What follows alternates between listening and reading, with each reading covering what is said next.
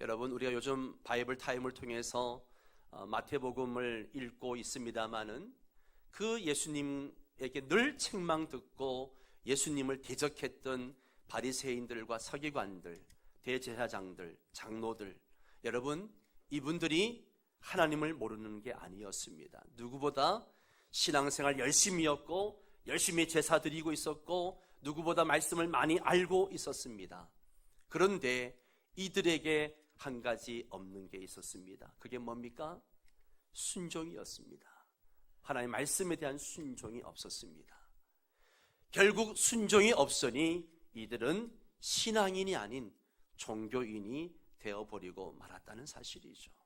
여러분, 이 시대에 우리가 아무리 신앙생활을 열심히 하고 교회 나와서 열심히 예배드리고 말씀을 열심히 읽어도 우리 삶에 있어서 순종함이 없으면 우리 역시 하나의 종교인에 불과할 것입니다. 그런 종교인은 아무리 많아도 하나님 기뻐하지 않습니다. 오히려 하나님 나라를 가로막는 자가 되는 것이죠. 정말 우리에게 필요한 게 무엇이냐? 순종이라고 하는 것이죠. 이런 부담감을 가지고 이 순종에 대해서 말씀을 좀 나누려고 합니다. 신약에 보면 탕자 비유가 나옵니다. 아버지가 싫다고 집을 뛰쳐나가서 가진 재산 다 탕진하고 그렇게 회개하고 다시 돌아온 사람입니다. 구약에도 탕자가 있습니다. 누굽니까?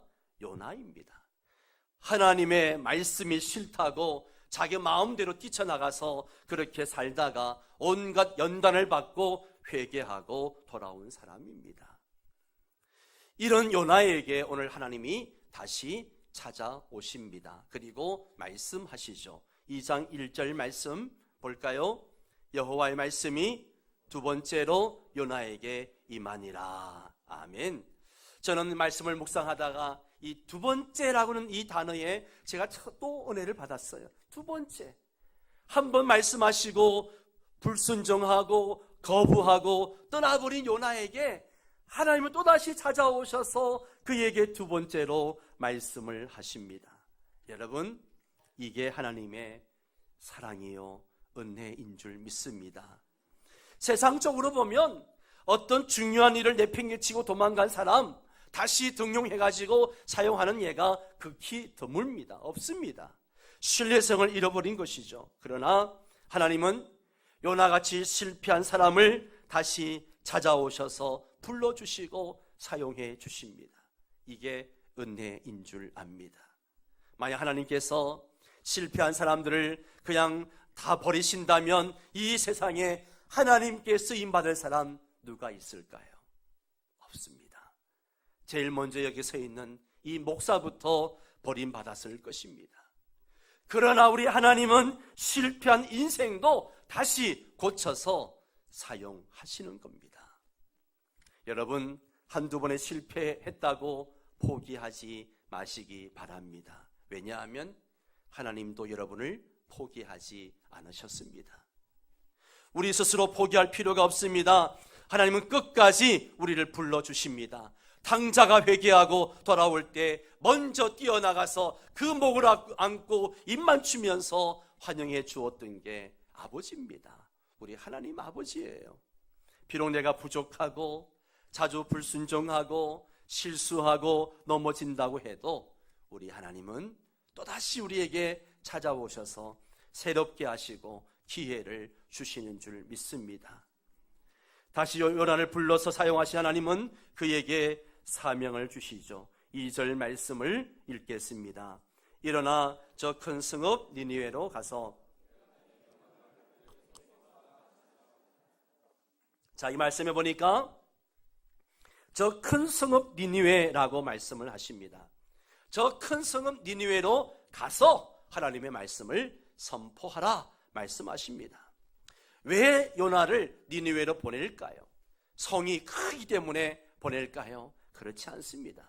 하나님의 관심은 성이 크냐 작으냐 여기에 관심이 있는 것이 아니고 영혼에 관심이 있다는 것이죠. 그 성에 구원받아야 할 영혼들이 너무나 많기 때문에 요나를 보내시는 겁니다. 하나님에게는 땅이 얼마나 크냐 작으냐 이게 중요한 개념이 아닙니다. 하나님의 관심은 영혼에 있습니다. 그 성에 얼마나 많은 영혼이 있느냐 없느냐 이것이 중요한 것이죠. 여러분, 서울이 왜 중요합니까? 서울이 대한민국의 수도이고 서울이 화려하고 큰 도시이기 때문에 중요합니까? 아닙니다. 이 서울에 수많은 영혼들이 살고 있기 때문에 서울이 중요하고, 이 관악구가 중요한 것은 서울시에서 인구 밀집도가 가장 높은 지역이기 때문에 그래 더 중요한 거예요. 구원받아야 할 영혼이 더 많기 때문에 그렇습니다. 하나님에게는 영혼이 중요합니다. 하나님의 눈으로 볼 때 하나님을 알지 못하는 사람은 모두 잃어버린 영혼, 반드시 다시 찾아내어야 할 영혼들이라는 것이죠. 잃어버린 한 마리 양이라 할지라도 찾아내기를 원하십니다. 이것이 하나님의 마음인 것이죠. 니느웨는 그 당시 가장 크고 가장 번성하고 가장 강대한 도시였습니다. 바로 아수르의 수도였습니다. 그 당시 세계를 제패하고 있는 아수르, 그 나라의 수도였다는 것이죠. 그러나 세상적으로는 크고 화려하고 번성하는 도시라고 이야기할지 모르겠지만, 영적으로 보면 그 도시는 아주 어둡고 악하고 그리고 불쌍한 도시라는 것이죠. 수많은 사람들이 죄악으로 죽어가고 있는 도시였습니다. 그래서 그곳에 요나를 보내신 겁니다. 영혼을 추수하기 위해서 보내는 거예요. 주님 말씀하시죠. 요한복음에 보면 너희가 넉 달이 지나야 추수할 때가 이르겠다 하지 아니하느냐? 그러나 나는 너희에게 이르노니 너희 눈을 들어 밭을 보라. 휘어져 추수하게 되었도다. 여러분, 지금 차를 몰고 시외로 나가면 논밭에 곡식이 노랗게 익어서 휘어져 추수할 때가 된 것을 봅니다. 예. 여러분, 지금이 영적으로도 그렇게 추수할 때인 줄 압니다. 주님의 관심은 영혼의 추수였습니다. 세상을 볼 때 그 세상이 얼마나 풍요한지 보시지 않습니다. 추수할 영혼이 얼마나 많은가 보십니다. 사람을 대할 때 우리도 영혼의 개념으로, 추수의 개념으로 보시기를 바랍니다. 이 사람은 구원받아야 할 사람인가, 예수 믿어야 할 사람인가 아닌가, 그것을 그 기준으로 볼 수 있게 되기를 바랍니다. 하나님은 요나에게 니느웨에 가서 내가 네게 명한 바를 선포하라, 복음을 선포해라. 전하는 자가 없으면 들을 수가 없기 때문에, 그래서 전하는 자의 발이 아름답다, 그렇게 말씀하시는 것이죠. 복음은 반드시 선포해야 되는 것입니다. 아멘입니까? 하나님께서 요나에게 두 번째로 나타나서 명령하실 때에 요나는 순종합니다. 하나님이 가라고 하신 니느웨로 갑니다. 그리고 가서 담대하게 말씀을 선포합니다. 여러분, 이것이 순종입니다. 이것이 순종이에요. 요나는 한때 불순종의 삶을 살았습니다. 자기 하고 싶은 대로, 자기 가고 싶은 대로 그렇게 살았습니다. 그러나 많은 연단을 받고서는 순종의 사람으로 변화되었습니다. 여러분, 무엇이 순종입니까? 하나님이 가라고 하면 가고, 서라고 하면 서고, 하나님이 말하라고 하면 가서 말하는 것입니다. 이게 순종입니다. 요나는 이전에는 그렇게 살지 않았어요. 하나님이 말씀하셔도 길을 막고 자기 마음대로 하고 싶은 대로 살았습니다. 지금도 이 자리에 그러한 요나가 너무나 많습니다. 너무나 많아요. 이 자리에도 너무 많아요. 말씀을 들어도 자기의 필요한 말씀만 받아들이고, 나에게 부담이 되고 좀 거북한 말씀은 밀어내는 거죠. 말씀을 읽을 때도 내게 필요한 말씀만 받아들이고 부담스러운 말씀은 그냥 흘려보내버립니다. 오늘날의 요나인 것이죠. 심지어 이런 사람은요, 하나님까지도 자기가 디자인을 합니다. 성경이 말하는 하나님이 아니라 내가 생각하는 하나님, 내가 생각하는 하나님으로 디자인하는 것이죠. 하나님 이름 부리실 거야 그러면서 그렇게 하나님을 만들어 버립니다. 오늘날의 요나들이죠. 참된 믿음의 사람들은요, 내가 원하는 대로 믿는 것이 아니라 하나님이 원하시는 대로 믿는 것입니다. 여러분, 고집대로 믿지 마시기 바랍니다. 자꾸 하나님을 여러분 마음대로 만들어내지 마십시오. 예. 성경이 말하는 하나님이 말씀하시면 예, 제가 순종하겠습니다. 여호와의 말씀하옵소서, 주의 종이 듣겠습니다. 그렇게 순종할 수 있게 되기를 바랍니다. 그리고는 겸손히 엎드려 하나님의 말씀에 귀를 기울입니다. 말씀하시면 순종합니다. 이것이 변화된 요나의 모습입니다. 변화된 사람은 힘들어도 순종을 합니다. 정확하게 순종합니다. 그리고 순종할 때 하나님은 상상을 초월하는 열매를 허락하시는 거죠. 요나를 보십시오. 큰 성 니느웨로 갔습니다. 사실 쉬운 일이 아니죠. 니느웨는 당시 세계를 지배하던 아수르 제국의 수도입니다. 3일을 걸어야 통과할 수 있는 엄청난 도시입니다. 3일을 걸어야 통과할 수 있다. 이 말은요, 작은 도시가 아니에요. 서울 끝에서 끝까지 한번 걸어보십시오. 하루면 통과할 수 있습니다. 서울은요. 3일을 걸어야 통과할 수 있는 길이라 그렇게 이야기합니다. 하나님이 가라고 해서 가기는 했습니다. 그러나 막상 니느웨에 도착해 보니까 그 규모에 압도되어 버립니다. 그 앞에 나는 메뚜기처럼 느껴집니다. 과연 내가 말씀을 외친다고 누가 내 말에 귀를 기울일까? 충분히 이런 생각을 할 수 있죠. 그러나 요나는 그럼에도 불구하고 담대히 말씀을 전했습니다. 어떻게 그런 용기가 날 수 있었을까요? 1장의 요나의 모습과 3장의 요나의 모습은 너무나 달라졌습니다. 왜 그럴까요? 물고기 뱃속에서 철저하게 회개하고 하나님께 부르짖는 기도 훈련을 했기 때문인 줄 압니다. 물고기 뱃속에서 요나는 오로지 하나님만 바라보고 그가 기도에 집중합니다. 그때 요나의 눈에는 하나님 밖에는 보이지 않는 것이죠. 이제 요나에게는 무서울 게 없는 것입니다. 여러분, 기도하면요, 담대해지는 줄 믿습니다. 기도하면 하나님이 나와 함께 하신다라고 하는 확신이 들고 그 기도에 응답해 주신다는 확신이 들기 때문에 담대해질 수밖에 없어요. 여러분에게 크고 두려운 니느웨가 있습니까? 하나님이 함께 하시면 그것을 감당할 수 있습니다. 무엇보다도 사람들 앞에 외치기 전에 먼저 개인적으로 하나님께 부르짖는 기도 훈련을 하시기 바랍니다. 사람을 의지하고 사람께 도움을 구하기 전에 먼저 우리는 하나님께 엎드릴 수 있어야 됩니다. 여러분, 내일부터 시작하는 특별 새벽 기도회가 기도 훈련할 수 있는 좋은 기회인 줄 압니다. 여러분, 한번 작정하고 기도해 보십시오. 하나님이 응답해 주시는가 안 해 주시는가. 오늘 우리에게는 기도 훈련이 필요합니다. 우리의 삶의 상황을 봐도 그렇습니다.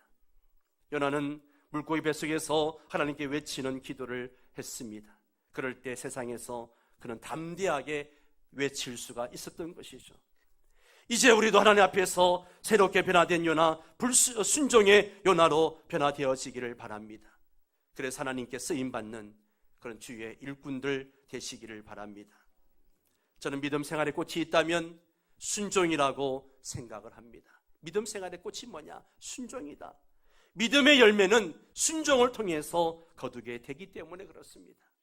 아무리 말씀을 많이 알고 훈련을 많이 받아도 순종이 없다면 그 믿음은 아무런 열매를 거둘 수가 없는 것이죠. 바리새인들과 서기관들을 보십시오. 그들이 성경을 얼마나 많이 연구하고 누구보다도 전통을 지키기 위해서 애썼던 사람들이었습니다. 그런데 그들의 삶에는 열매가 없었습니다. 성경 공부 제자 훈련의 열매는 순종을 통해서 거둘 수가 있습니다. 아무리 성경 공부 많이 하고 바이블 타임을 많이 하고 제자 훈련을 많이 해도 열매가 없으면 그 공부는, 훈련은 헛된 것이죠. 그래서 하나님의 훈련 중에서 가장 마지막 훈련은 순종에 대한 훈련입니다. 하나님께서 말씀으로 기도하라 하면 기도하는 거예요. 사랑하라 하면 사랑하고 용서하라 하면 용서해야 합니다. 순종이 제사보다 낫습니다. 하나님은 에덴 동산을 만드시고 아담에게 에덴의 모든 좋은 것을 다 누리게 하셨습니다. 그런데 한 가지만 금하셨죠. 그게 뭡니까? 선악을 알게 하는 나무 열매는 먹지 말라는 거예요. 흔히 사람들은 그럽니다. 왜 하나님께서 모든 걸 다 아신 하나님께서 왜 에덴 동산에 선악과를 만들어 놓으시고 아담과 하와가 그렇게 죄를 짓게 만들었을까? 여러분, 죄를 짓게 하려고 만드신 게 아니에요. 하나님은 아담이 하나님의 말씀에 순종하는지를 알고 싶었던 겁니다. 그리고 인간은 하나님이 아니라 하나님의 피조물, 하나님 말씀에 순종해야 한다는 그런 존재라는 사실을 가르쳐주고 있는 것입니다. 그러나 아담은 하나님의 말씀에 불순종했습니다. 그 결과 인류는 불행의 나락으로 떨어지고 마는 것이죠. 하나님은 노아에게 저 산에 가서 방주를 지어라 말씀하셨습니다. 참으로 홍수로 세상을 심판할 때니까 방주를 만들라. 인간적으로 도저히 납득할 수 없는 일에 대해서 노아는 순종합니다. 그리고 무려 120년간 묵묵히 방주를 만듭니다. 하나님은 어느 날 아브라함에게 아브라함아 아브라함아 너의 본토 친척 아비집을 떠나라 그렇게 말씀을 하실 때 순종했습니다. 심지어 독자 이삭을 바치라고 했을 때도 순종했습니다. 신앙생활은 순종의 생활입니다. 요나도 처음에는 순종하지 못했습니다. 불순종했습니다. 불순종은 하나님의 뜻을 거스리는 것입니다. 하나님의 뜻을 거스린다는 것은 얼마나 어리석은 일인지 이렇게 설명할 수 있어요. 여러분, 항해를 할 때 바람을 등지고 항해하면 배가 빨리 갑니다. 그러나 맞바람을 맞으며 항해를 하면 힘이 듭니다. 우리가 비행기를 타도 마찬가지입니다. 호주를 갈 때하고 올 때가 1시간 차이가 납니다. 왜요?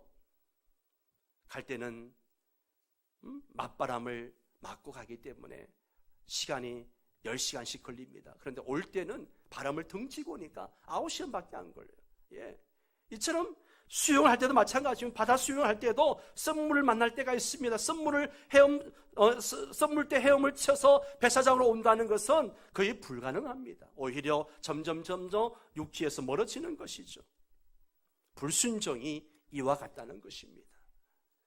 맞바람을 맞으면서 노를 젓는 것처럼 썸물때 육지를 향해서 헤엄치는 것처럼 그것은 무모하고 힘겨운 짓이라는 겁니다.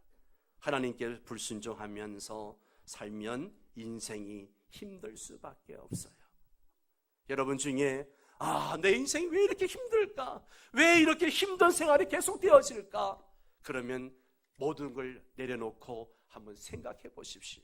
지금 내가 불순종의 삶을 살고 있지는 않는가? 그것 때문에 힘들어지는 것이죠. 애는 쓰는데 힘만 듭니다. 그리고 쉽게 탈진하죠. 하나님과 맞서면서 살려고 하기 때문에 되는 게 없습니다. 그러나 순종하는 사람은 다릅니다. 인생이 쉽습니다. 편안합니다. 잘 됩니다. 하나님이 이끄시는 대로 맡기고 가기 때문에 그렇습니다. 순종의 삶을 사는 여러분 되시기 바랍니다. 그러나 여러분, 순종이 얼마나 어렵습니까? 순종이 어렵다는 거 다 압니다. 그게 안 되기 때문에 오늘도 고민하고 또 괴로워하고 그러지 않습니까? 왜 순종이 안 될까요? 나는 순종하고 싶은데 순종을 가로막는 장벽들이 있습니다. 그래서 사람들이 순종하지 못하죠. 순종의 장벽이 무엇일까요? 바로 두려움입니다. 순종은 믿음의 결단이에요. 순종은 인간적으로 계산이 안 되지만 하나님을 신뢰하고 맡기는 것을 의미합니다. 그런데 인간적인 생각을 하면 두렵죠. 예? 무엇이 두렵습니까? 사람들의 시선과 평가가 두렵습니다. 과연 사람들이 나를 뭐라고 할까? 어리석다고 하지 않을까? 미쳤다고 하지 않을까? 그래서 그 사람들의 평가에 대한 두려움이 있습니다. 또 핍박과 위험에 대한 두려움이 있습니다. 니느웨는 당시 세계를 지배하던 앗수르 제국의 수도였고 하나님을 믿지 않는 악한 도시였는데 이스라엘과는 원수 관계였었는데 그런 곳에 가서 말씀을 외친다. 과연 내 생명이 안전할까? 사람들이 들을까? 나는 감옥에 가지 않을까? 이런 두려움이 있는 거죠. 여러분, 이런 두려움 때문에 우리가 머뭇거리게 되는 경우가 많습니다. 또한 두 번째 장벽은 불신앙이죠. 과연 이렇게 해도 되는 것일까? 무모한 짓이 아닐까? 하는 의심이 있습니다. 요나에게는 그런 의심이 있었습니다. 오늘 니느웨는 오늘날 설국같이 큰 대도시입니다. 3일을 걸어야 그 성을 통과할 수 있을 정도로 큰 성입니다. 그리고 그들은 하나님을 믿지 않는 사람들이고 우상 숭배하는 도시였어요. 그런데 그런 도시에 가서 회개하라! 회개하지 않으면 40일 안에 이 성이 망할 것이다. 그렇게 외치라는 것이죠. 그렇게 외쳤을 때 과연 사람들이 내 말을 들을까? 과연 이런 내 행동이 무슨 의미가 있을까? 의심이 생길 수 있는 거죠. 순종에는 이외에도 여러 가지 장벽들이 있습니다. 그럼에도 불구하고 행동으로 옮기는 것이 순종이에요. 누구나 다 할 수 있는 것을 나도 하는 것은 별 의미가 없습니다. 할 수 없는 일들을 믿음으로 결단할 때 그것이 바로 순종인 것이죠. 여러분에게 있어서 순종을 방해하는 요인은 무엇입니까? 하나님 말씀이 계속해서 주어지는데 순종하지 못하고 있는 부분이 무엇일까요? 우리 한 빌립보서 2장 13절 말씀, 주님이 오늘 우리에게 이렇게 말씀하십니다. 같이 읽을까요? 너희 안에서 행하시는 하나님이시니 자기의 기쁘신 뜻을 위하여 너희로 소원을 두고 행하게 하시느니라. 아멘. 하나님이 지금도 우리 안에서 뭐하고 계신다고요? 일하고 계십니다. 일하고 계세요. 그리고 그 하나님이 내 속에서 일하고 있다는 증거가 무엇인가 하면 내 안에 소원을 두신다는 거예요. 감동을 주시고 깨달음을 주시고 말씀해 주시고 설교를 들을 때 막 감동이 있고 또 성경을 읽을 때 감동하고 기도할 때 하나님이 막 감동을 주시고 깨달음을 주시고 길을 걸어가다도 하나님이 나에게 말씀하시는 거예요. 야, 너 그 사람과 같이 화해해라. 너 먼저 가 사과드려라. 너에게 깨달음을 주셔요. 막 운전해 가는데도 야, 너 그 사람과 사과해라. 화해해라. 너 이거 정직하게 가서 다시 이야기해라. 나에게 감동을 주세요. 예. 그럴 때 우리는 어떻게 합니까? 바로 순종해야 되는 부분이죠. 내게 말씀하신 하나님의 음성입니다. 그렇다면 무엇이 여러분의 순종을 가로막고 있는가? 하나님의 소원을 거절하게 만들고 있는가? 여러분, 그 모든 장애를 극복하고 믿음으로 순종하며 나갈 수 있기를 바랍니다. 예. 순종하기까지는 여러분 내 결단이 필요해요. 내 결단이 필요해요. 그런데 내가 결단만 하면 그 다음은 하나님이 책임져 주시는 거예요. 믿음으로 순종하면 그 다음부터는 하나님이 일하시는 거예요. 내가 사과하러 갔어요. 그 사과하기 전까지는 야, 이 사람이 내 사과를 받아줄까? 나를 또 화를 내고 오히려 나에게 욕하지 않을까? 그럼 내가 또 상처받지 않을까? 이런 두려움이 있었는데 사과할 마음을 가지고 순종하는 마음을 갔어요. 갔는데 하나님이 그 다음에 일하시는 거예요. 심지어 도리어 나에게 욕하고 한다 할지라도 그것은 그 사람 몫이에요. 하나님이 일하십니다. 요나는 순종하기 어려운 상황에서 믿음으로 순종했습니다. 그래서 니느웨로 갔습니다. 3일 길을 걸어가야 할 그 성에 갔는데 4절 말씀을 볼까요? 같이 읽습니다. 요나가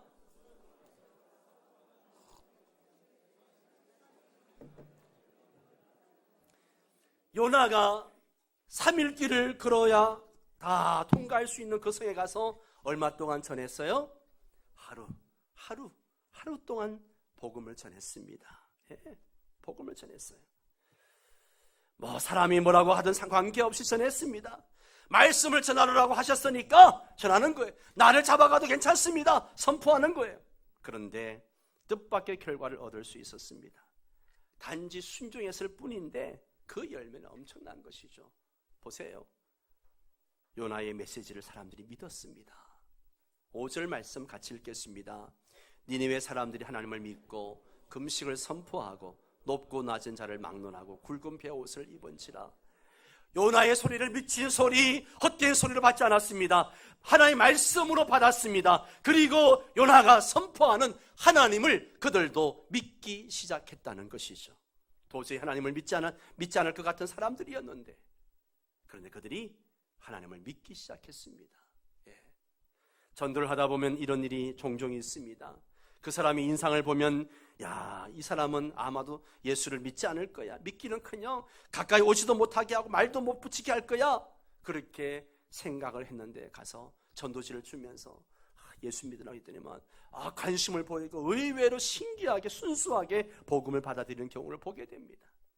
우리의 고정관념이 깨어지는 거죠. 니느웨도 그렇습니다. 설마 믿을까 생각하던 그 도시가 하나님을 받아들이기 시작했습니다. 왜요? 순종하니까 하나님이 역사하시는 거죠. 그리고 금식을 선포합니다. 하나님이 심판이 임했다라고 하니까 성 사람들이 막 금식을 선포하고 어린아이부터 짐승에까지 임금에 이르기까지 금식하면서 기도하기 시작합니다. 그리고 8절을 보십시오. 하나님께 부르짖고 기도하는데요, 같이 읽습니다. 사람이든지 짐승이든지 다 굵은 베옷을 입을 것이요 힘써 하나님께 부르짖을 것이며 각기 악한 길과 손으로 행한 강포에서 떠날 것이라. 용서해달라고 하나님께 매어 달랬던 겁니다. 마치 죽을 병에 걸려서 의사로부터 40일밖에 살 수 없다는 선고를 받은 환자가 마지막으로 하나님께 살려달라고 죽기 살기로 기도하는 것과 같이 그렇게 니느웨 사람들이 살려달라고 기도하는 것이죠. 부르짖어 기도했습니다. 그리고 회개했습니다. 잘못된 길에서 돌이킵니다. 8절에 보면 악한 길과 손으로 행한 강포에서 떠날 것이라. 잘못된 것을 끊고 바른 길로 돌아섰다는 것이죠. 여러분, 이게 바로 회개입니다. 회개예요. 그럴 때 하나님께서 어떻게 하십니까? 10절을 같이 읽습니다. 하나님이 그들이 행한 것, 곧 그 악한 길에서 돌이켜 떠난 것을 보시고 하나님의 뜻을 돌이키사 그들에게 내리라고 말씀하신 재앙을 내리지 아니하시니라. 하나님이 뜻을 돌이켰어요. 그리고 그들을 다 용서해 주시고 구원하십니다. 여러분, 요나가 순종했을 뿐인데 그 다음은 누가 일하세요? 하나님이 일하십니다. 여러분, 순종이 어려운 거 압니다. 저 역시 순종 앞에 많이 실패합니다. 도망가는 요나의 모습이 나의 모습이기도 합니다. 그러나 이 시간 하나님의 말씀 앞에 순종합시다. 설교를 들을 때, 말씀을 읽을 때, 기도할 때, 때로 길을 가다가도 나의 감동을 주시면, 깨달음을 주시면, 그럴 때 어떻게 합니까, 여러분? 그때 주시는 말씀 붙들고 순종하십시오. 두려워하지 마시고요, 순종하십시오. 그러면 하나님이 그 다음은 알아서 해결해 주십니다. 일하신 하나님께서 그것을 이루어 나가시는 것을 경험하게 될 줄 압니다. 새벽 기도 하는 거 하기도 전에 새벽 기도 하루 종일 막 졸려가지고 피곤하고 막 짜증스럽고 막 일도 능률도 안 오르고 미리 사서 걱정부터 하는 거예요. 여러분, 아니에요. 새벽 기도하면 더 힘을 주십니다. 그리고 여러분의 안 되던 일도 잘 되게 하시고, 그리고 형통케 하시고 은혜를 주실 것입니다. 새벽 기도를 통해서 아픈 몸이 건강을 회복하고 안 되던 일들이 회복되어지는 역사가 있고, 자녀들의 문제도 응답받는 그런 새벽 기도가 되기를 바랍니다. 설교 초두에 제가 바리새인과 서기관의 이야기를 했습니다. 종교인이 될 것이냐, 참된 신앙인이 될 것이냐, 그게 기준은 순종입니다. 순종입니다. 여러분, 순종함으로 하나님이 기뻐하시는 여러분들 되시기를 주의 이름으로 축원합니다. 다 함께 일어나셔서 아버지 당신의 마음 함께 찬양 부르며 결단하며 기도하도록